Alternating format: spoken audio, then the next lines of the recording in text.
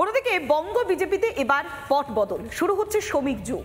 সর্বসম্মতিক্রমে বিজেপি রাজ্য সভাপতি হিসেবে শ্রমিক ভট্টাচার্যকে নির্বাচন করা হয়েছে। দীর্ঘ রাজনৈতিক তার জীবন, আর সেই দীর্ঘ রাজনৈতিক জীবনে একাধিক গুরুদায়িত্ব সামলেছেন শ্রমিক ভট্টাচার্য। একবার এক ঝলকে নজর রাখুন। আমাদের পশ্চিমবঙ্গের ভোট শতাংশ 1%-এর নিচে নেমে গিয়ে আমাদের প্রার্থীরা নির্বাচনে প্রতিদ্বন্দ্বিতা করতেন, প্রচার করতেন, পরাজয় নিশ্চিত জেনেও তারা কিন্তু টিকে ছিলেন অন্য কোনো রাজনৈতিক দলে বা কোনো গড্ডালিকা প্রবাহে তারা গা ভাসিয়ে দেন।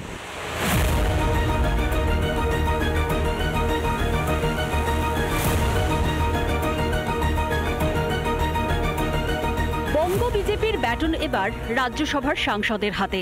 সুকান্ত মজুমদারের উত্তরসূরি মনোনীত হলেন শ্রমিক ভট্টাচার্য। শান্ত এবং সংযত, এক বাক্যে তাকেই তো বলা হয় শ্রমিক। নামের সঙ্গেই মানানসই বঙ্গ বিজেপির নতুন ক্যাপ্টেন শ্রমিক ভট্টাচার্য। অটল বিহারী বাজপেয়ীর পথকে যিনি রাজনৈতিক জীবনের রাস্তা মনে করেন, 26-এর ভোটের আগে সেই শ্রমিকের কাঁধেই এবার গুরুদায়িত্ব দিল দলের হাইকমান্ড। কোন কোন পথে শ্রমিক ভট্টাচার্যের উত্থান, কিভাবে সাধারণ কর্মী থেকে মুখ হয়ে উঠলেন রাজ্য বিজেপির?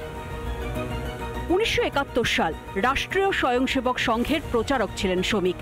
11 বছর সামলেছিলেন বিজেপি যুব মোর্চার সম্পাদকের দায়িত্ব। 3 বার শ্রমিক ভট্টাচার্য সামলেছেন রাজ্য বিজেপির সাধারণ সম্পাদকের দায়িত্ব।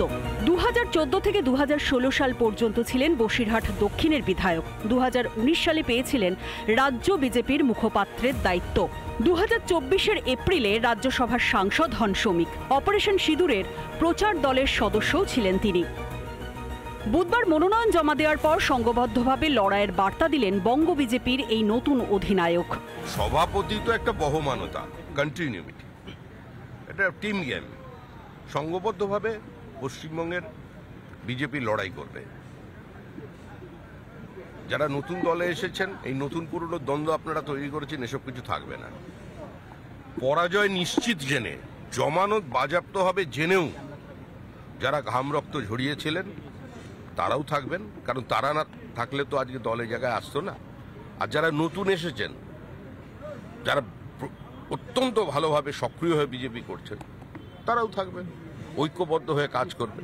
পুরনোদেরও বুঝতে হবে যে সংগঠনে বিভিন্ন জায়গা থেকে মানুষ নিতে হয়, কুমোরটুলি থেকে অর্ডার দিয়ে আনা যায় না।